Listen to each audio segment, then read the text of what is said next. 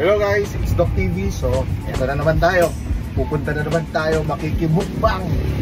Kaya actually, pupunta tayo kakain sa bagong bukas na Junior Inasal dito sa Etiague. So, gamit na naman natin itong e-trike at driver na naman natin si Tom. Shoutout Tom. And syempre, hindi papauli. Makakailang rice kaya si Boots. Diet.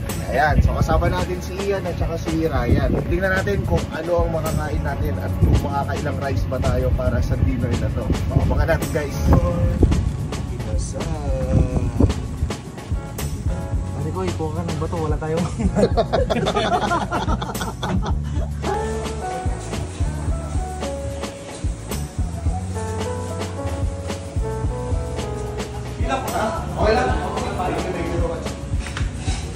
Oh, dito tayo sa Junior Inasal.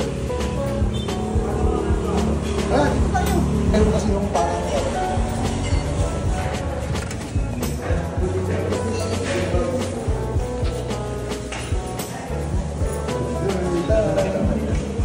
pinag-reserve pa tayo ng upuan para dito sa Junior Inasal. Ha? Kala ko ba diet na Boots? Pass. Cheat day. Sobrang cheat day ito. Ano ulit? Cheat day. Cheat day only rice. Pucha. Siyempre, may free sabaw. Sanay kami si Tom pagdating sa Gastambino, pinakulo ang Vegas. Alam mo ba yung dudes? Natikman mo na yun? So, very spacious dito sa Junior Inasal dito sa Etiague. So, malamig yung aircon. Maraming seats. Pero syempre, maraming kumakain dito. So, first time lang natin masusubukan na kumain dito sa Junior Inasal.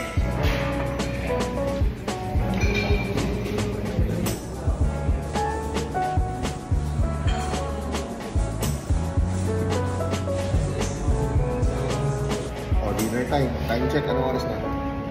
8:54 PM. So, titingnan natin kung paano tumibag itong mga kasama natin.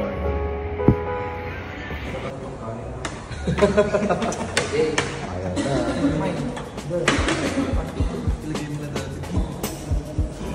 Pecho. Boots. Hinay. Ano sa'yo? Umpisahan na natin ang only rice.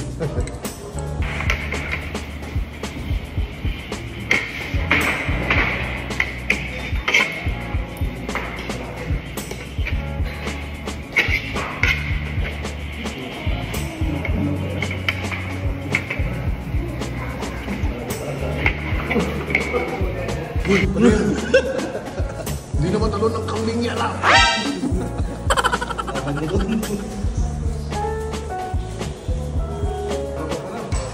Meron tayong libreng halo-halo. Thank you. Junior Inasal, shout out sa inyo.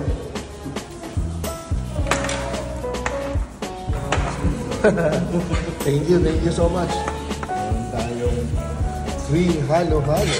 Wow! Thank you sa Junior Inasal. Lord. Berto. Galing kayo sa? Oh, malayo pa. Pangpalakas. At eto ang resulta ng pecho.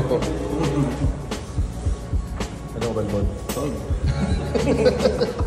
Di ba naman matalong ng kambing yung kinain mo? Junior Inasal, thank you so much. Nabusog kami. Yes. So try nyo pong mag-visit dito sa Junior Inasal. Tapat lang ng Etiague National High School. Yes. Help.